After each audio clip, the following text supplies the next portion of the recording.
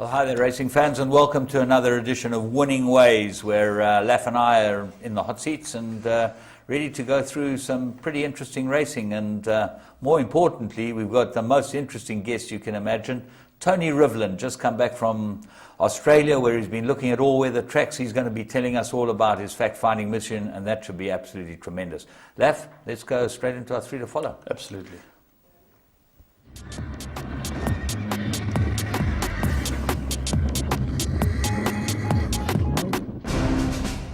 EPOL, we know from our successful partnership with Mike de Kock that getting the best from your horse is largely related to training and nutrition. However, successful racehorses generally come from successful stud farms who focus on optimum nutritional support for growing foals and young stock. And we are therefore excited to announce the launch of our new EPOL Stud Muesli Feed. This feed has been developed by Dr. Rensha Moller, a leading veterinarian and horse nutritionist, and incorporates the latest global nutrition trends to produce a premium, top-quality, proven stud muesli recipe. This stud muesli feed is designed to be fully balanced and nutrient-dense and provide your mares, stallions, and growing foals with complete breeding nutrition for future success. Of course, we expect that this is what you have been waiting for. EPOL Stud Muesli Feed. Available now.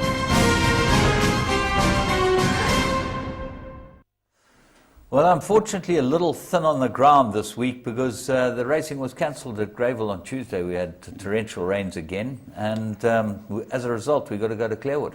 Yeah, we've been thin. We certainly are. Thank goodness we had racing on the 15th because it's been really poor. The tracks are buggered and the training tracks are wet. It's difficult at the moment. Let's go and see the 15th at Clarewood, and we're going to go to our first one, which is race 3, 1,200 meters they go, and we've got it in the Circle Stowaway. Now, this was beaten by the filly in the same colours, the Euston colours. She had the red cap Stowaway. Ran a good race because she fell out the pens here. Yeah, absolutely. A very good race for Marcus and Ingrid Euston. They ran 1, 2, 3 with 4 Frelouche running a good race in third.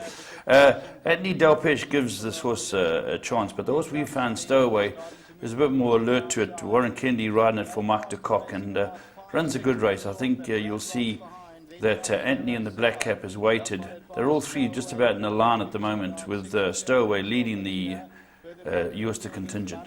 Yeah, I like this run, Laf, because I thought that she'd come back from a 300-day rest. She obviously wasn't tuned up. The betting showed that she wasn't the fancied one of the three. The fancied one was Main Mast, but she gave a lot of cheek for a long way. Yeah, she comes here just about to hit the lead. There's still one pressing on down the inside, getting tired, but she hits the front here. 4 Frelouches in the blue cap, and here comes Anthony Delpeche on the outside on the favourite, Main Mast, who comes through to win it. But it was a good run, as I say, 300 days off. She worked hard all the way to the line.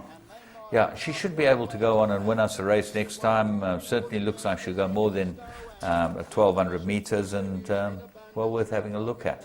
We're going to move on and go to the same meeting, and it was the second last race on the day, the 9th race, and they went a mile, and this horse was whispered all over the rooftops, the street corners. Everyone who wanted to know, they said this horse would win. Red Sail in the Sunset. Very good race. It debuted over this trip, so it's never easy, but it was a very good run. I thought this horse will win next time out. Looked extremely green. Let's go and pick him up at the start. He's drawn 1 in the Euston colours, and he's a Captain L, and he just doesn't look like he really knows what's going on in the straight. I think that's it. Just comes a little awkward. He's trained locally, so I think Charlie might have been able to show him the track, and he runs a very good race. And as I say, everyone is talking about this horse has got a lot of talent, and in time you'll see, I think, line up much better than this field. Yes, the horses that beat him I wouldn't think would beat him in future, but there he is. He's tucked in about 5th. The winner, Maverick, goes to the front here and slows him up completely, which makes it a really muddly race. But a very good ride from Simango Kamala. He's riding really well at the moment. He gets to the front and then he just pulls back on them, and they all get a little bit of a tug. And I don't think that helps Red Sail in the Sunset. No, beautifully placed. The youngster Keegan de Mello, you can see in the Ulster colours, has got it beautifully placed, not far off. The danger, Father Ted, who I thought might give it a race because of the experience, is in the second, the yellow with the nose band, a few lengths off this horse, but a great ride, I agree with you, by Kumalo in front on Maverick. Here they all look like they're coming into the race. There was a bit of a tailwind, and Kamala rode a very good race from the front. You'll see that they just sunbathed on the inside of Maverick. He turned to the straight second, he ran third, so basically it was very hard to make up the ground. Father Ted probably ran the best race of the horses that have run. Yeah, young Colin Taban is making run up the outside, and this horse comes home strongly. The horse that we found, Red Sail in the Sunset, it's run a very good race, just getting run out of it because of the experience, and James not beaten far at all, even though it finished fourth. I think, the way they were talking about this horse, and certainly I think Charles told you in the pre-race that they thought he was a very nice horse and he'd probably go on. So he's well worth having a look at. We're going to move straight into the blast from the past, and remember, We've got one more, haven't we, James? Huh? Haven't we got one more? Have we got one more? Yeah, let's get in 3 to follow this We've week. been so slow today that I thought that we better get 3 three to follow. Let's get in 3 Okay, to follow. 3. We better give you a third one. Let's move on to the third one. We're going to Turfentine, 1,400 meters. It was a maiden plate, first timer by Arch, trained by Mike de Kock. She just looked like she needed the race badly. Yeah. And there's no circling, but it's drawn drawn right on the inside. It's two, draw yeah, one, one I or think two, it comes to yeah. after the scratching. And it's in the blue silks. I think it's Drockenstein stud. And just slow at the gate and just gets niggled along. It looks like it's going to get a position, but then drops back to about 4th or 5th last. Yeah, she's a nice, big, strong filly, and I think that she'll improve quite a lot from this. She's Derek David rides her, gives her a perfect posse off him. She moves right into contention in the straight, and then just gets tired. Yeah, that's right. He gives her a perfect ride. If she'd been up to it and didn't get tired, just about to have won it. The winner's just in front of her. That's Miss Stingray. And the horse that I thought ran well does run second. That's Burlesque, who's moved into second. And that looks a likely winner till Miss Stingray appears on the scene. But just dropping off the pace slightly is Archerfield, the American horse. But here it gets the split at once and quickens up very well. Yeah, she certainly looks like she's at this stage going to run them all ragged in this race. But really the last bit, she just does have enough.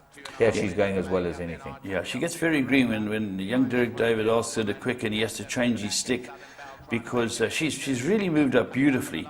And just here, he goes to the left-handed stick, realizing she doesn't know what she's doing. She's tried hard, and she just gets wary, running at the last furlong for her debut run. And I think this is going to improve a long, long way.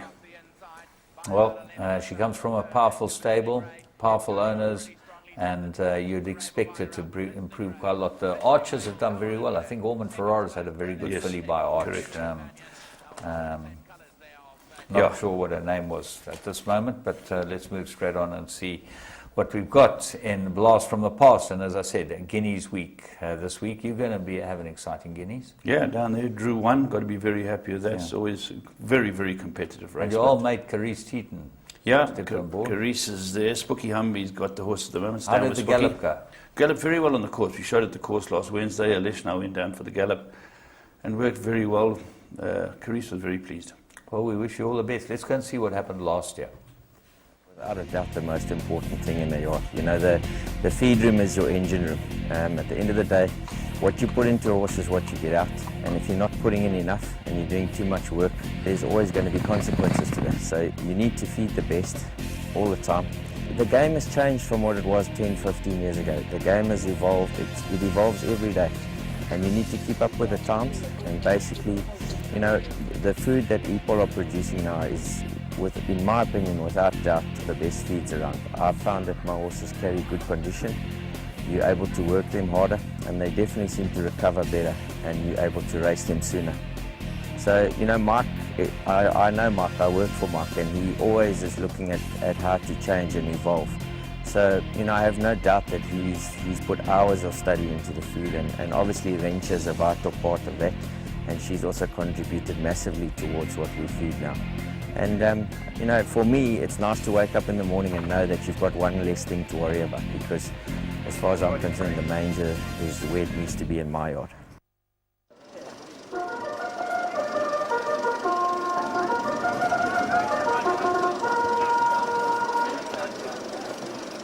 No, sir. This is the finest fabric money can buy. Done. When you walk out of here, heads will turn. Care for a glass of champagne, sir?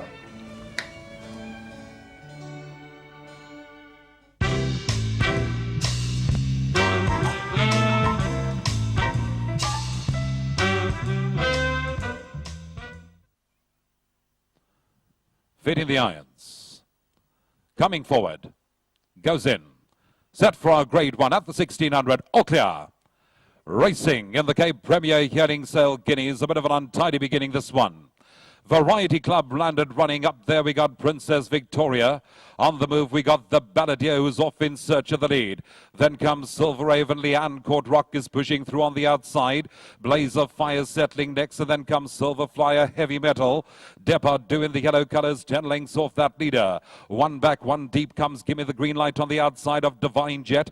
A gap of 2 to Master Damascus and Astro News, the 2 at the back. And about 14 lengths cover the field. 1,000 metres left to go.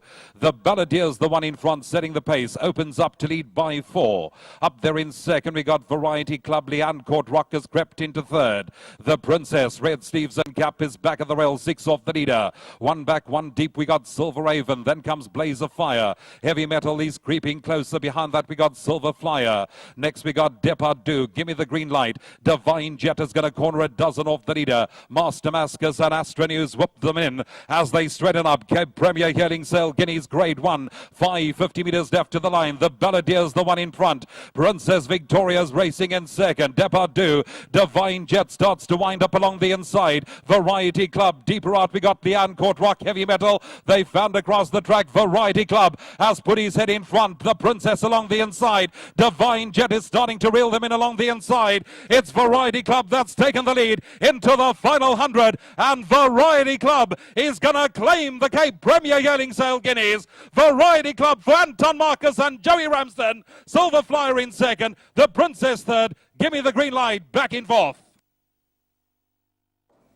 Well, he just showed there what an absolute star he is. Over a mile, this horse is virtually unbeatable, and I think he'd give a lot of milers a good run for the money all over the world. Superb miler, can go at the front, can sit back. Very, very good horse, and he beat a very good field. You know, the Dingaans winner was runner-up. KZN Horse of the Year was third. You can go all the way down to horses like Heavy Metal, Depardieu, Divine Jet. Very, very good horses. Yeah, it is a tremendous field, and I think we've got just as good a field this year. But, you know, we got the big one from Gauteng. That's the Hangman. He won everything here that he needed to win in the winter season. Your horse looks like the big improver. And then you've got those 2 Cape Town boys. The Cape Town I think it goes a little bit more, you know, it goes a little bit deeper. I think Dennis and I down from Durban, Chavduro, you know, he gave them weight, and I think he beat just over 2 lengths. I think, obviously, a lot of people looked at Dean Canama's horse, Cape Town Noir. But the horse who beat him last time gave him weight, they're now level weight. So it's going to be a cracking good race. I think all the fancied horses are drawn well. Pace will be on. Superb race to be in. It's going to be fun, and if you're in Cape Town, you don't need to miss that. You've got to be at Kenilworth to go and see the Guineas. But we're going to move on and have a look at the plum of the week.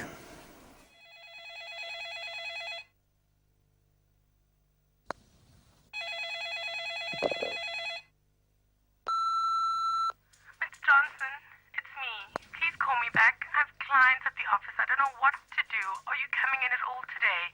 Please ring me urgently.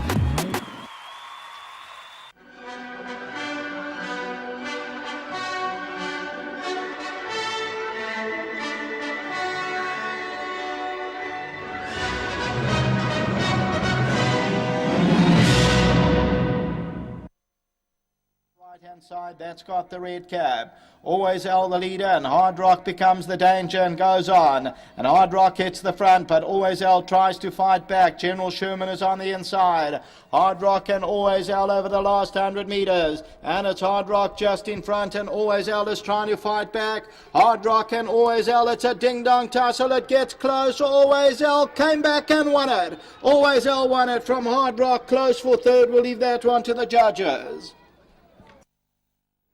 Well, if you backed Always L, you always got the best price with Interbet. That was the way to play. But what a race, and we showed it. Plum of the week was the plum race of the week to Plum watch. race. Two great riders fighting it out. You know, the one horse coming back from a break and one horse a gutsy front runner.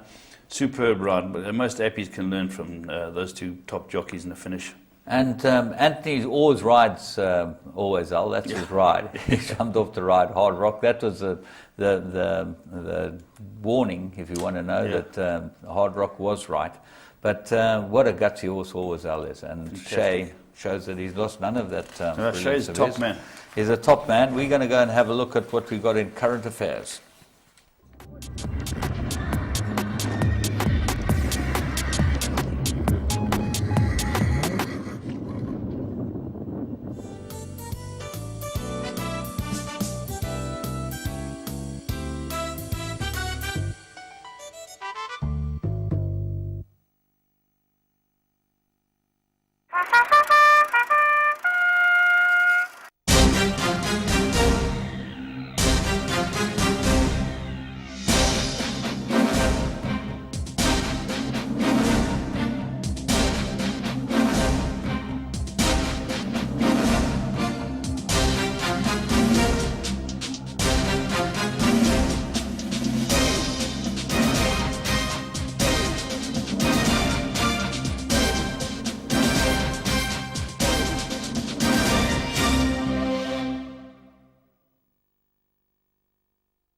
Well, there we go. What a day the Queen's Plate is, and Laura Almiron's Queen's Plate. Well, we're going to have a look and see what happened during the week. It's been some interesting racing. Yeah, all the action, the group racing has come out of Cape Town again, some very good racing. And nice to see that advert there on the Queen's Plate, because John O'Snate does a wonderful job every year. Gets the people in by the thousands. But the first one is the Victor Stakes, James, and this is a Group 3 race. And let's go and have a look at it.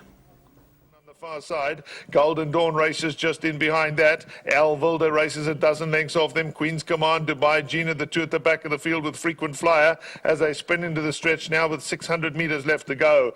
Young Caesar and Only Achiever brought the field for home. Cause to believe the first one to move in and challenge. Rush for John between runners is right in touch with them. Europe to Africa's making progress along the inside. In behind that, Queen's Command is also making a little ground between runners. Up towards the outside, Beloved Betty. Frequent Flyer is charging home in the centre of the course, has two to make up as Cash Register comes forward to pick it up, and Razzle Dazzle Rose on the charge along the inside. Frequent Flyer is up towards their outside, and Beloved Betty between runners is taken off. Super Elegant Flying, there's plenty of chances. Down to the line it comes, and Razzle Dazzle Rose just held it from Beloved Betty. Dubai Gina was charging home the inside. Super Elegant, Frequent Flyer behind. Another cracking good race, James. The third horse looked a bit stiff. Dubai Gina. Yeah. Very, very unlucky. It got interfered with. It went for a gap that wasn't there. It's completely the wrong moment. She might be a big each way price in the JMB Met, Dubai Gina. Yeah, it'll be a big Quite a price, good yeah. filly, this. Yeah, she is useful. Razzle Dazzle Rose, well done to him. You know, Bernard Fay Derby, he's bouncing up in these features. He's a very good rider. And Yogas Govinda for Mrs. Plattner. Good to see them back in the winner's circle. Superb to have a feature race winner for them, Group 3. They're well bred, these horses. She's beautifully bred, this filly. I think she's out of an Australian mare, Last Tycoon mare. That's right. Jetmaster. That's right. Yes, Yeah. she is. Yeah, she is. So- I actually looked at it. It's She'll be an addition to the paddocks. Sydney's Rose, James. Yeah, Sydney's Rose. That's exactly right. Jetmaster. What an influencer. Well, let's go and look at the other feature on the day. And this was the Kalulo Services Premier's Trophy. It's a Grade 2 race. And we see another feature going to Durban here. Let's have a look. Head away on the far side. They being followed by Master Plan, who races next and 4 lengths off the lead. English Gardens further back. Run for It is just in behind that. Then comes Castlethorpe. They being followed then by Mystic Moon, back 7 lengths off this leader.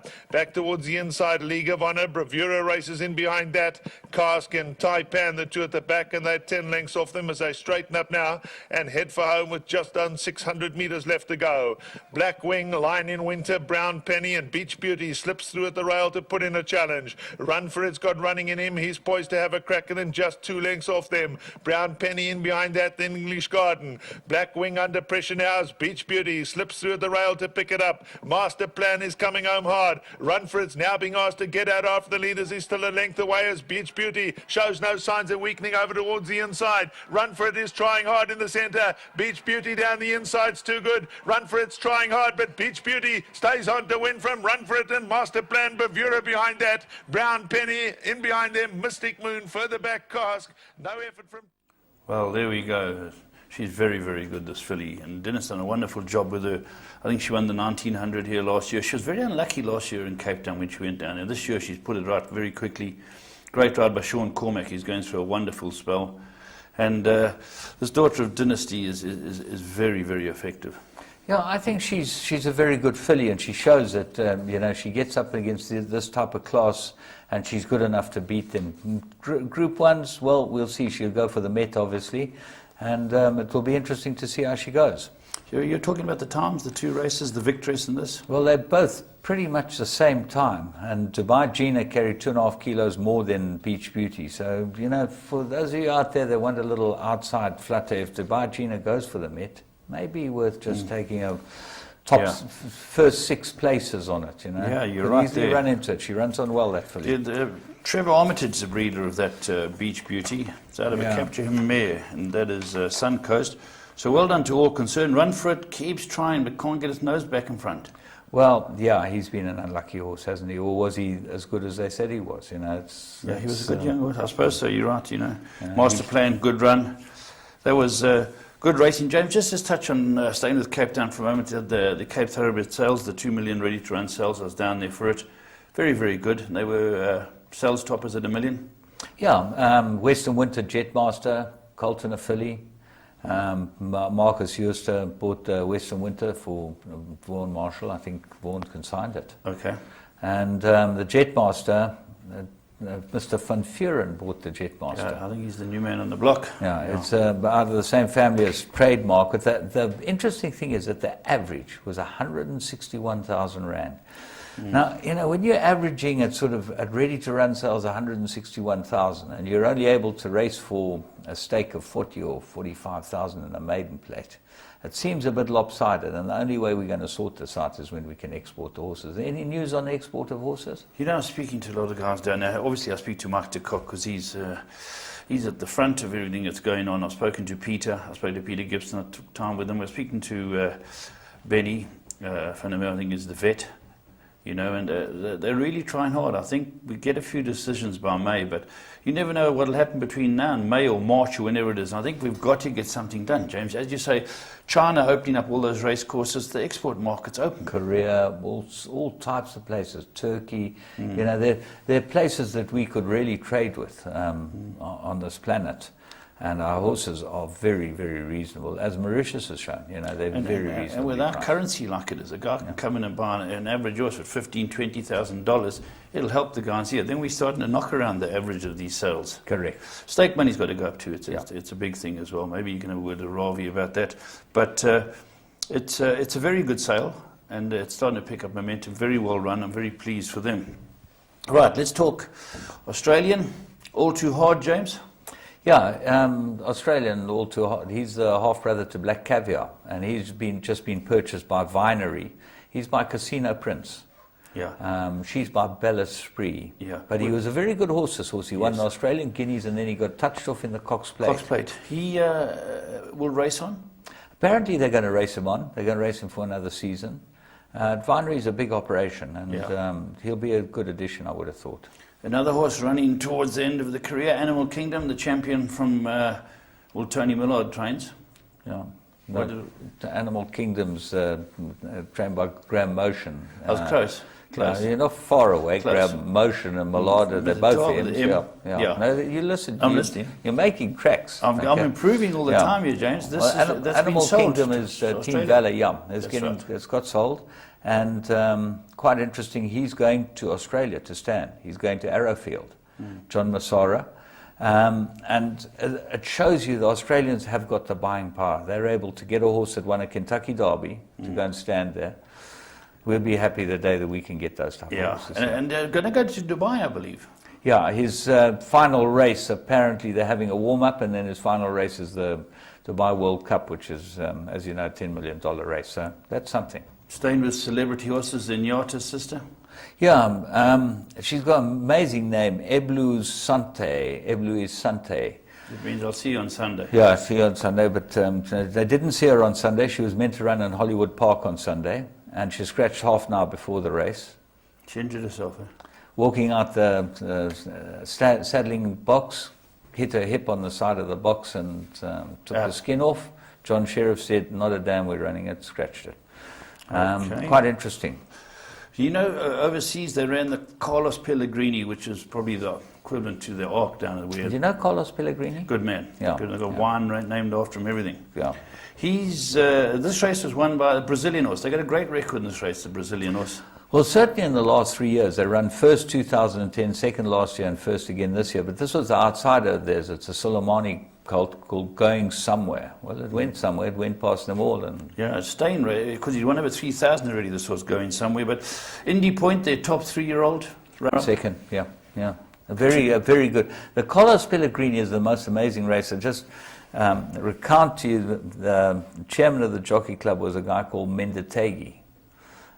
In my father's years, and they were watching the polo across the road, you know. And the Carlos Pellegrini was meant to be run at 5 o'clock, and the polo match was being played at 5 o'clock. And my father said to Bentetegi, when are we going to the races? You know, we're going to miss the big race. He said, don't worry, they'll wait for us. They ran the race an hour late. So the polo boys can get there. The polo boys got across the road because the race course and the polo ground. So it's a great race. A great race, but that's how Argentina runs their business, which is a great way to look at things. Now let's talk about Indian racing. Oh, Indian. Now we're going to the Indian race. Yeah. In the spotlight. Yeah. Superstar. Champion filly in India. She's going to Dubai.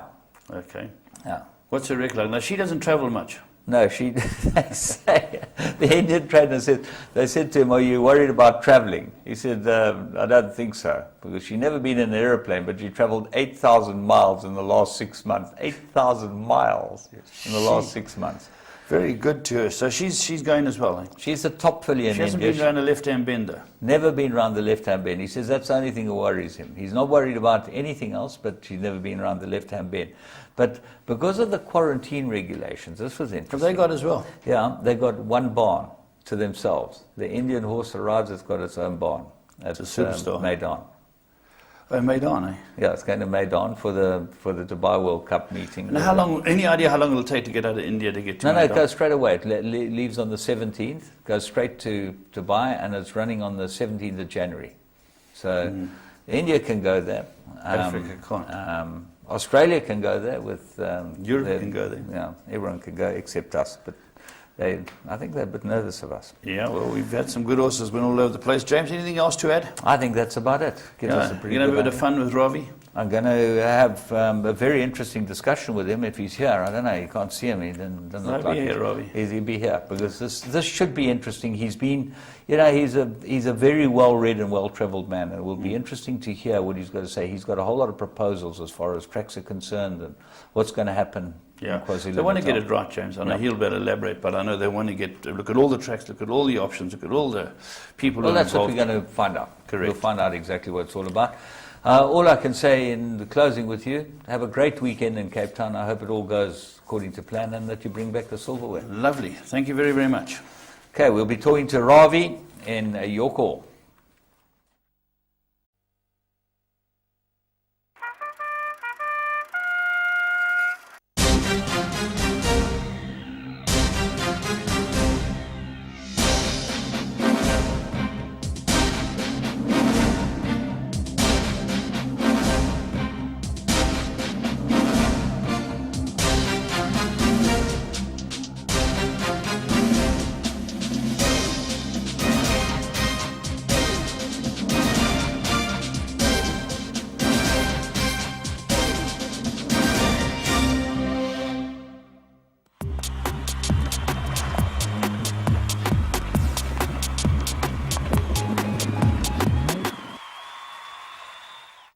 Here's Commanding Jewel winding up. Find your next racetrack star at the Magic Millions Gold Coast Yearling Sale. Atlantic Jewel. Nikita's clinging onto the lead. 8 of the past 10 Golden Slipper winners offered at auction was sold by Magic Millions, including the champion colt Piero. Piero drove through, took the lead in the slipper. The best yearlings by the world's hottest sires offered at Australia's holiday playground. Dear Demi.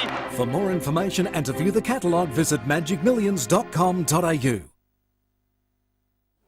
Right, well, the man who's just been in Australia country, none other than Tony Rivlin. Now, Tony, interesting fella.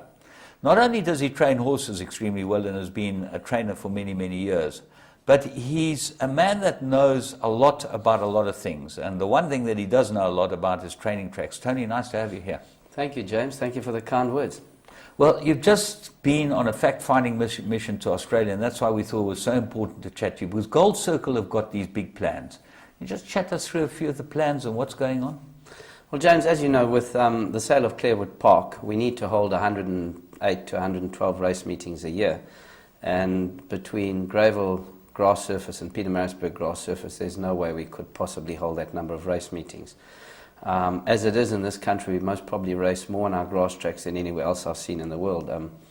Just come out of Flemington, one of the most beautiful tracks in the world, not dissimilar to Clarewood, a little wider than Clarewood. They race 22 times a year there.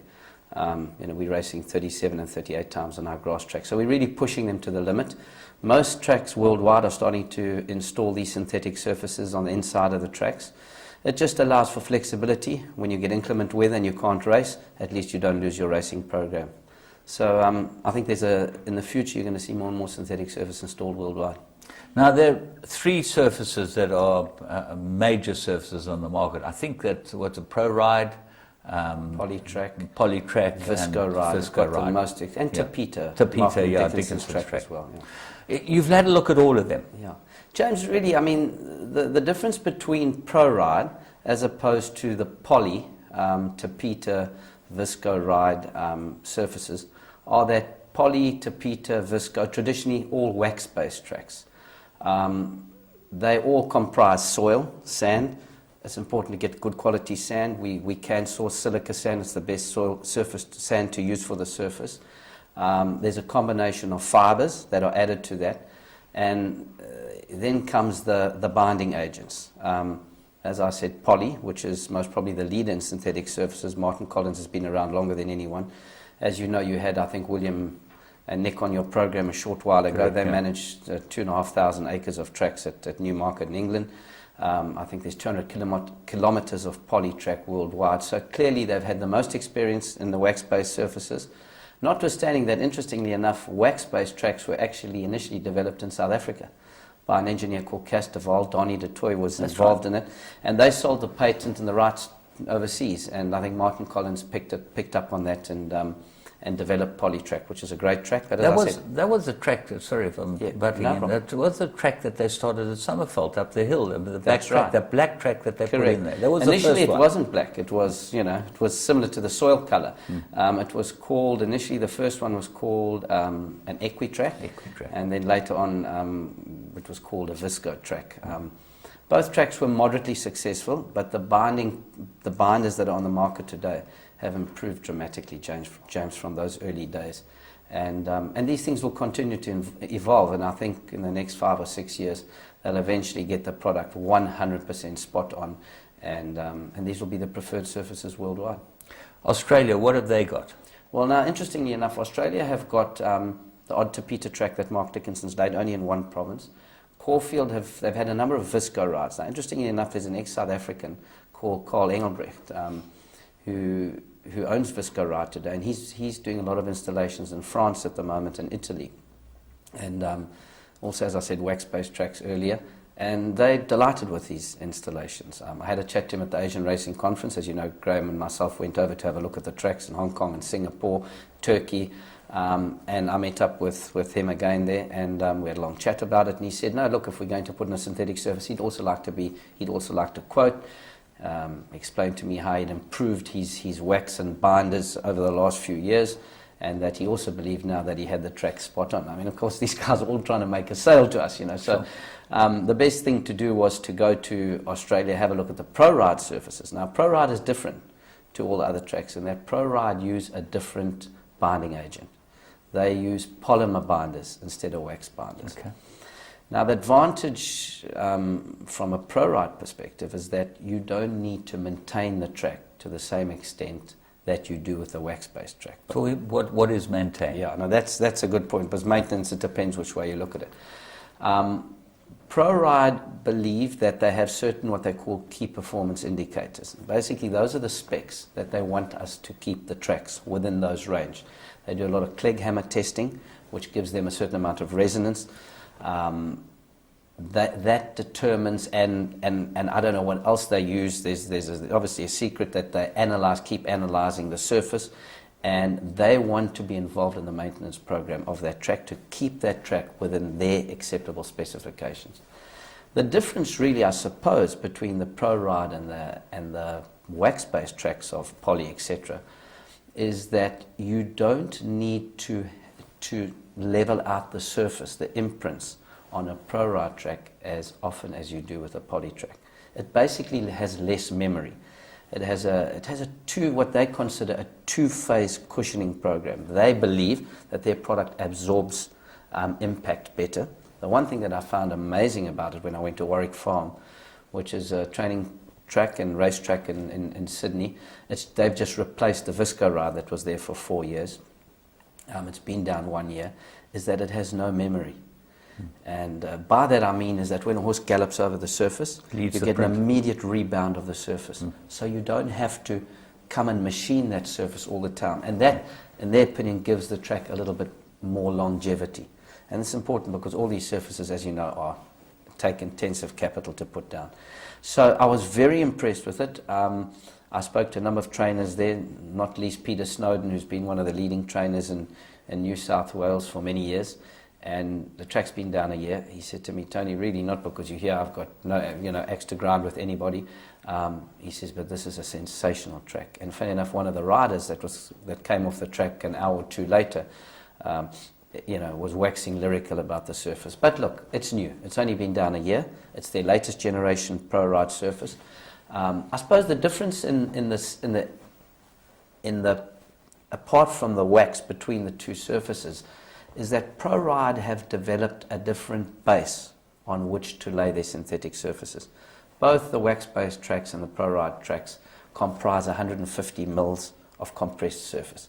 So once you've got your base layer down, you generally pour 150 mils of the synthetic surface onto your track, compressed to 150 mils. You might have to lay as much as 165 in terms of quantities, but it compresses to 150. What ProRide came up with is a different base layer. They use 100 mils, which is 4 inches, of sand, the same sand that you will use for the synthetic surface. It's only mixed with fibers, and a different type of fiber and slightly different quantities. So that when your guy machines the track, because all of them from time to time need to be rejuvenated, where you'll get a power harrow and bring them at bottom, the 6 inches right to the surface and mix it again. That might happen every 3 to 6 months. It depends on how much wear and tear, the climatic conditions that the track's experienced over a period of time. That determines how often they do it, to keep it within those key performance indicators. But if the machinist makes a mistake with that power harrow and goes too deep, because those tines are as long as 8 inches, and he hooks up what they call a little bit of their subsurface, it's not going to affect the track a lot. What all the wax-based tracks do today is they put in a porous asphalt layer, about 75 mils, on top of the drainage medium. But there's a whole lot of drainage mediums to make sure. Just in case the viewers don't understand, the original synthetic surface never used to drain vertically, James. What they used to do is compact the surface when it rained. The tracks used to be cambered. The water was designed to run off. Now, when you had too much rain, and heavy rain, you can get 200 mils in a 48-hour period. It used to go through that. It used to penetrate that. All of it didn't run off. And then you used to have that movement we had with the Visco ride at Summerfeld down that steeple, where it just picks up so much weight because of the pure water content, and the track's got nowhere to go. It basically saturates the surface, and the surface started to move with gravity down the hill as the water's washing down. So the new generation tracks are all designed to drain vertically. Okay. So they're quite porous. When it rains hard, the water penetrates the track into the drainage medium and out the drainage pipes in the track. So I think the interesting thing is that if a machinist made a mistake with one of the wax-based surfaces and hooks up quite a bit of that asphalt, then you can have a problem where you get stone coming to the track. So it's something that they stumbled about by accident, the ProRide team, using a new engineer, and he said, why don't you change the surface that you're laying this track on? He says, because it's just as porous, and I think it's a wonderful innovation, and really that's the difference between the drainage layers. They're going to be similar with all tracks. All these tracks that we're talking about are going to allow us to race 90 meetings a year on them at least. So Yes. that is what they're there for. They're there to allow a lot of racing. Correct, James. Look, we all traditionalists. There's nothing like racing on a great grass track. I mean, you look at those English tracks, Ascot and Newmarket and the top tracks that they race on. The problem there is they only race on some of those tracks 10 times a year. They're very wide. Traditionally, they've had that acreage, and it's been easy for them to race, and that's why the track's in such wonderful condition there. We've got narrow tracks, more like the Australians. The Americans obviously race on dirt, so it's not such a problem for them.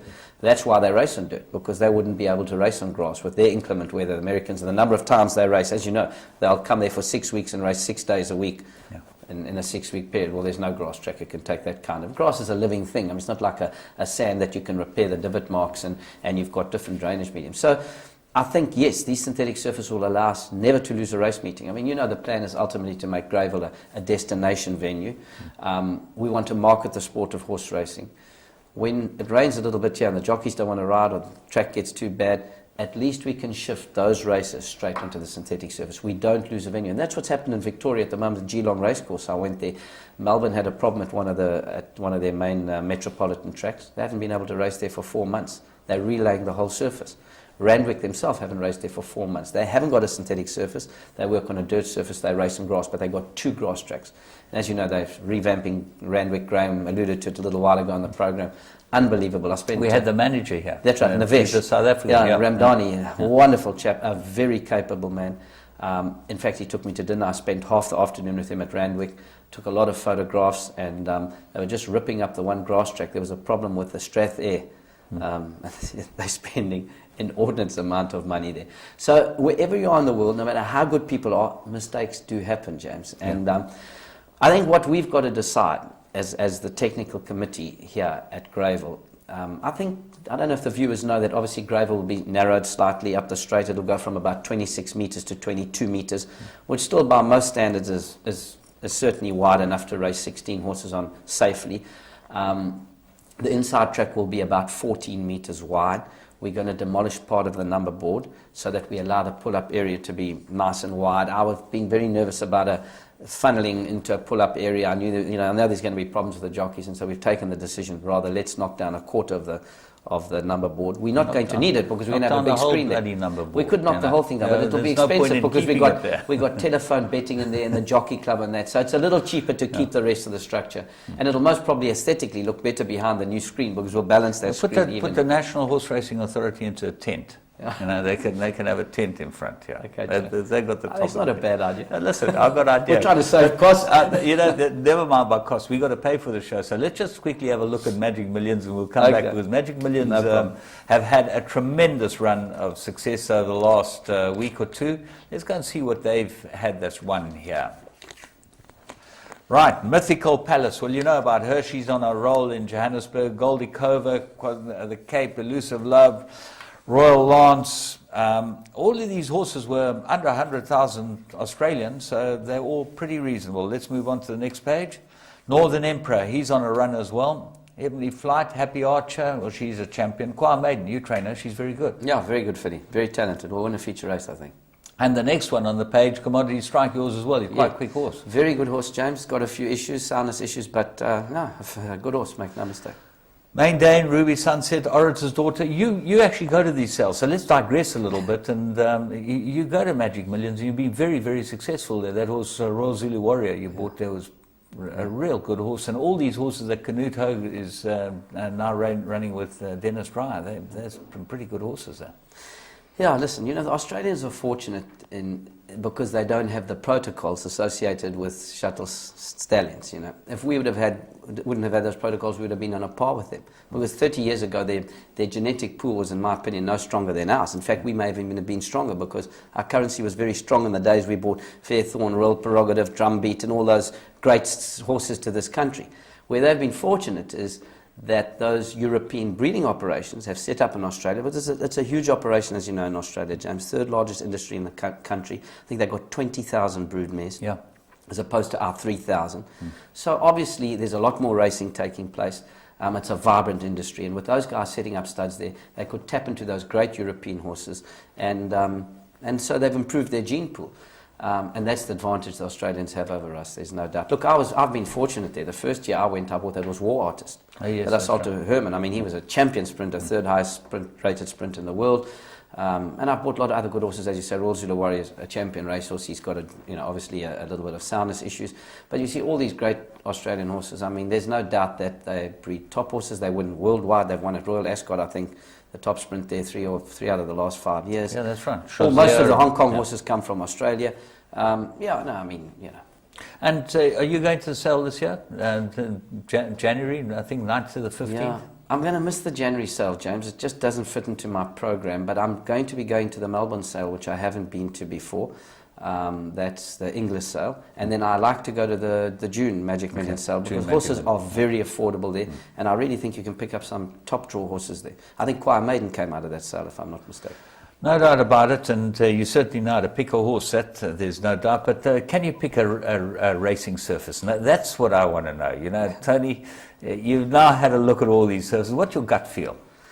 James, I was fortunate to have a look at a lot of these poly tracks throughout the world. I haven't seen the very latest generation poly tracks that it might have been in, just installed in France. I think at Chantilly they put in a poly track recently. So their latest spec tracks I haven't been able to see, but I've seen the Singaporean track, I've seen the Turkey track, and these tracks haven't been in that long. They've been, there's always some criticism of synthetic surfaces. They do deteriorate, depends on the maintenance program that you embark upon. I think that's critical to all these synthetic surfaces. It's well documented. Keep the maintenance program at its optimum, and have we got the manpower? Have we got the money to keep these programs maintained, because that's a big problem. I know Mike de Kock came back from Dubai and told us that Michael Dickinson track, that the Peter, was the best track he'd ever worked with. Yeah. And he's been all over the world, first year. Yeah. Second year, he wasn't too happy. Last year, he was miserable as a dog without a bone. Yeah. I think he said it was awful. James, it's interesting you say that because, I remember having a chat. We had a meeting with a number of trainers here at Gold Circle 2 years back. And Mike de Kock and Herman Jr. said to me, and Graham was, also in favour of that. Let's rip up the grass track and just go with synthetic surface. They're the best thing since bubblegum. And, why do we need grass? And I said, boys, slow down. I know a lot about these surfaces. And when I say I know a lot about them, I followed them. They've been, I have an interest in tracks. And I said that they are very expensive to maintain. It's a fallacy if you believe they're cheap tracks to maintain.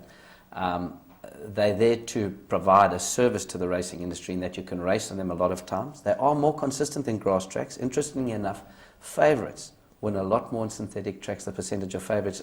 In Australia, the percentage of favourites that win on grass averages about 26%. On the synthetic surfaces that they raced on at the moment, they're not racing on that many of them. It jumps as high as 38%. So, because the track's easier to keep the track more consistent when you think about it. It's synthetic grass, you get heavy rain. Draw bias comes in more often than on the synthetic surface. Some horses just don't handle the softer conditions as well. So I think in that respect, these synthetic tracks are good. So, yes, nothing beats grass. It's the greatest surface. But we have to have an alternative here at Greyville.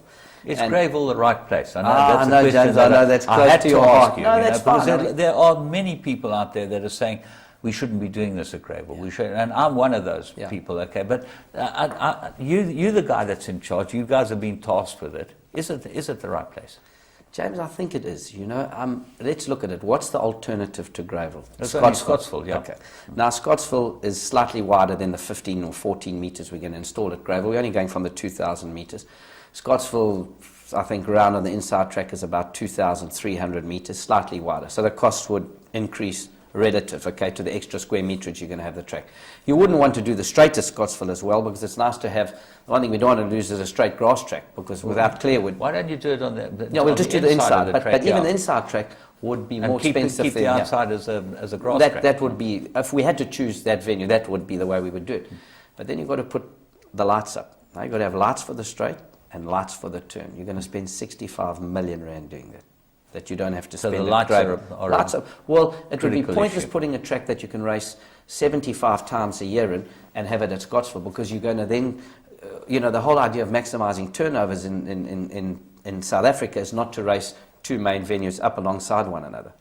And that's what you would have to do. For instance, you would only be able to race in daytime at Scottsville if you didn't have the lights, because Phumelela are not going to race at night. Where it's very cold, James, it's not as we well set up attended. to race at night. Night racing is, KwaZulu-Natal is made for it. It's made for it. And so to spend another 65 million rand and an additional maybe 20 million rand to put a track in at Scottsville, that's just not economically viable. The thing at Greyville is, if you want to turn this into a destination venue, you're going to market the venue. It's in the middle of a major city. Scottsville's a little place. It's not even a well-run town. I mean, there's all sorts of hassles with Scottsville. It doesn't mean that they won't get it right in the future. You will not get the people, the footprints to the racecourse. I mean, even with the casino there, it must be one of the few venues in the world, and I've been to lots of casino venues in the world, that can't even open a restaurant on a Wednesday afternoon because there are not enough footprints in the place. And Scottsville, they don't even open the Boston barbecue or whatever it is, their dining, their entertainment area, because there's just not enough people. So, yes, on Saturday and Sunday it's full, but that's because people have nothing to do in Maritzburg and visit the casino. So, for me, we can only go to Greyville. I think it'll be a wonderful, innovative concept at Greyville. You'll most probably try and race a number of the meetings, half on the grass for that meeting and half on the sand. People have said to me, aren't you worried that the grass is going to deteriorate? Well, not really, because we're still only going to race the equivalent of 36 or 37 meetings, and the commensurate number of horses will gallop over that surface. But the one thing we won't do each time we race on grass, if we're going to split some of the meetings up, grass deteriorates the more you race on it, okay, at any one given time. So you've got a strip open. Horses don't race often more than 3 wide. I mean, unless you one of those jockeys that Bloomberg used to criticize 4 wide, and we won't mention who, 5 wide, I won't mention the jockeys' names, but very few horses race 4 or 5 wide in a race. If you're running 3 wide, you'd be considered running wide. You're only running on 3 meters of the surface. But if you race 8 or 9 or 10 races on the same 3 or 4 meter strip with 12 or 13 or 14 runs, once you've been past 4 races, you exponentially deteriorate the track. The grass cuts up that much more. This time we're going to be racing maybe 48 horses each grass meeting. So the grass is actually going to remain in much better condition, notwithstanding that you'll race the same number of horses over a given period. I think it'll offer something different. At least one thing. When we've put every Friday night, you'll have consistency of product. You will come here, you'll have great entertainment, because the marketing team are going to get out there and they're going to produce, obviously, alternative entertainment. That ancillary, entertainment and venues that we'll have here to racing will be the catalyst to bringing more people to the race course. I think that is the one place more to have. question, which I've got to ask you. We haven't got much time. Yeah. When you and I get talking, I told you we can do this for an hour and a half. A lot of people have mentioned that because of the shortness of the straight, and especially on the inside of the straight, horses drawn 1, 2, and 3 are going to have a huge advantage, and you're going to find horses winning from the front a lot, which means that the speed is going to be critical in these races. Is this a factor, and is there any way one can slow up the track to make it not a factor? James, I think you can slow up these synthetic surfaces. For instance, the training track at Summerveld will, in my opinion, a horse running along, working out at just about his top, will most probably cover the Summerveld furlong or 200 meters in about 12.8 seconds. I would think that's where we'd want to set the parameters of the track. Here, you'll be going as fast as the grass. So you'll tighten up the track a little more at Greyville, because you want to simulate the grass in terms of times and racing. But James, the track is still going to be one of the longest run-ins anywhere in the world. Most Australian tracks are run-ins of 280 meters. American tracks are 280 on the grass. Greyville, we've got 450 meters. This track basically takes up some of the existing grass track. So it's really no shorter, this track. It's going to be 20 meters shorter on the inside running rail on the new track than it is on the present inside running rail on the grass track. So it's still going to be 400 plus meters. Lingfield, I think on the inside is only 400 meters. So I watch those people race races. on these tracks. I watch those races, especially like Kempton. You know, Yeah. they've got quite a long run in Yes. into and you see these horses. They skip, and some of them hang on, but quite a lot of them get caught. But they've got about 600 meters run in. You know, so it just looks like if you're able to skip on these tracks, you're able to get away from the field. Is that not going to be a factor? No, I don't think so, James, because I've just come from Geelong, which has got a shorter run and much the same as Greyville. And I tell you what, 8 runners here. Most of the field's only had 8 runners. It's not a good time of the year. They've just finished carnivals. It's a country course, so it doesn't attract as many horses. You're going into a sort of a holiday period. One of the favourites won from Stone last. Never battled to get up to win going away. Most of the winners came from midfield. I think jockeys have also got to learn to ride them. Listen, Greyville, on grass there's a bias. Horses that go to the front definitely have a huge advantage. Yeah. So I'd like to see the staffs also introduce a little bit more harsher penalties for jocks who jump out, get to the front in 50 metres and grab horses up. I think those jocks should go for a proper holiday. I think if you want to go to the front, you want to set the pace, set a reasonable pace. No one says the guy who goes to the front should set a suicidal pace and have no chance of winning. That would destroy the tactics. Unless we put a hare in each race that's not carded and sets the pace for everyone. Something I thought about, you know. It's a way of, it may sound crazy, but, you know, it's a way of ensuring a decent pace. But, no, James, horses can win from behind. And you do see it at Wolverhampton and that. And I think, don't forget, we're seeing a lot of those horses that race in Wolverhampton and Lingfield and that. They're this, I don't want to call them second-grade horses, but they're not the top draw horses. We will, it's strange that, you know, Peter Stone had a chat to me at Warwick Farms, as I said, and I chatted to a number of the trainers there, that he believes that the horses that perform on the synthetic surface, they will bring the same performance to the grass track. Almost the same. It's very similar to grass in the way that horses hold their form. So it's not like a dirt track where form changes. As you know, sand surfaces, you see horses that can't win in Durban go to Kimberley and they, you know, they have a completely new career. And the same with the Vaal. You see horses that win really well on a Vaal's dirt track that don't do so well on the grass, and some that manage to handle both surfaces equally well. Tony, unfortunately, Teletrack give us an hour. As I said, we could talk for an hour and a half. You know, we really value the work and input that you put into it. I know you and I have a go at each other now and again, you know, but at the end of the day, you do a tremendous amount for this business. We respect that and we value it, and congratulations on your trip, and we really hope that everything falls into place the way it should do and the way that you expect it to do. Thanks a lot, and good luck with the projects. Thank you for inviting me, James. Thanks for the compliments, and of course, you know, I have a passion for this business. That's why I've always done these things. And hopefully the technical team will make the right decision. We're going to consult again with the trainers. We're giving this a lot of thought, hard thought. It's not a quick decision. There's a lot of factors that we'll consider. We've got to make a decision fairly soon. Yeah, and watch the space. I mean, we'll have a decision in about a month.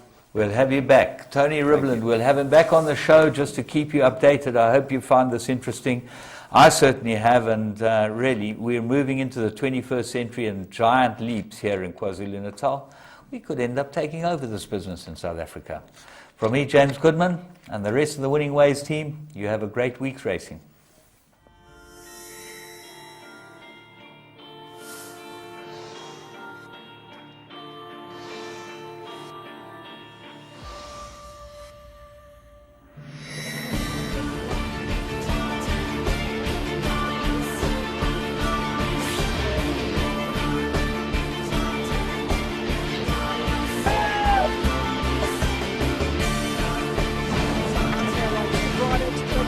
Second position, but Military goes as giving them a bath. That's one of the biggest millions I've ever seen. Grace Valana, the leader. Grace Valana. Grace Valana.